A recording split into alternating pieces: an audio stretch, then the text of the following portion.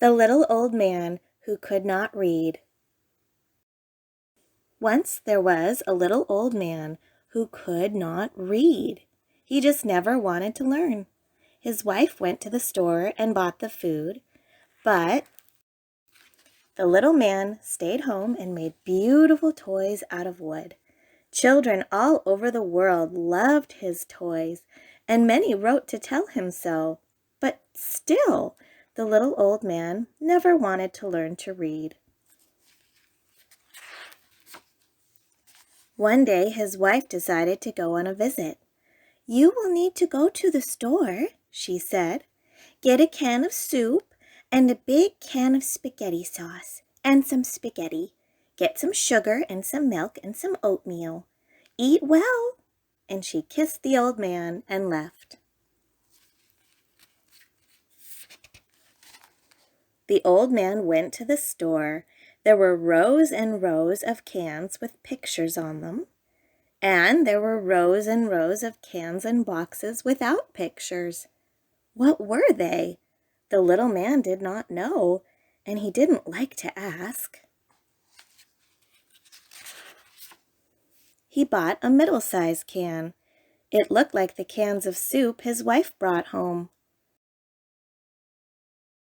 He bought a long box that looked like a spaghetti box and a big can that looked like a spaghetti sauce can.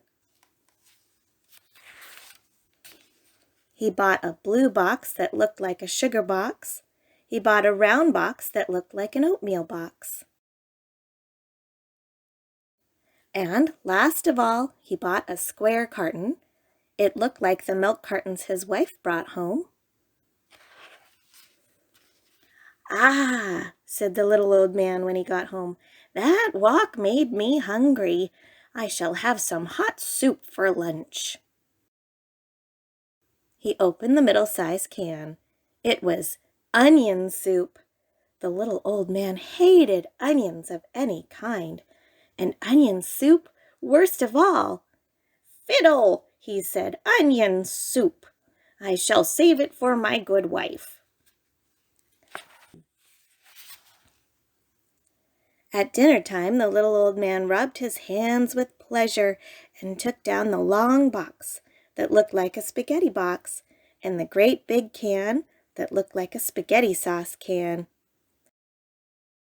Beaming, he opened the long box, but the box did not have spaghetti in it. It had wax paper. "Fiddlesticks and fish fur," said the little old man. "Who wants to eat wax paper, even with sauce on it? Not I, for one.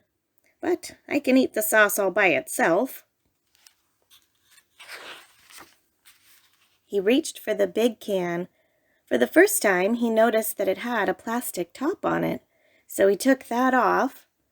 "That's funny," he said to himself. "I never saw a plastic top on a sauce can.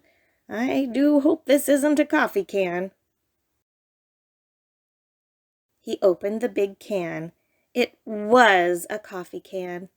The coffee smelled delicious, but it wasn't much good for a hungry little old man. "Shall I have my oatmeal and milk and sugar instead?" he asked himself. Then he answered himself, "No, I'll have a cup of coffee and go to bed. In the morning I'll have a nice big breakfast." By the next morning he was very, very hungry. "Oatmeal," said the old man as he jumped out of bed. "I shall put lots and lots of milk and sugar on it. Ah!" The little old man got the round box and the blue box and the square carton. He put them all on the table. Then he opened the round box. There was no oatmeal in it. It was full of something grainy and white. The old man tasted it carefully. "Salt! Fiddles and flutes!" said the old man. "Who wants milk and sugar on salt?" He opened the blue box and got a spoon to have a sweet taste of sugar. But there was no sugar in the box. It was full of little white flakes. "Soap!" said the old man sadly. "Who wants soap, even with milk? Oh, oh, how hungry I am!" He opened the square carton to get a drink of milk, but the milk in the carton smelled funny.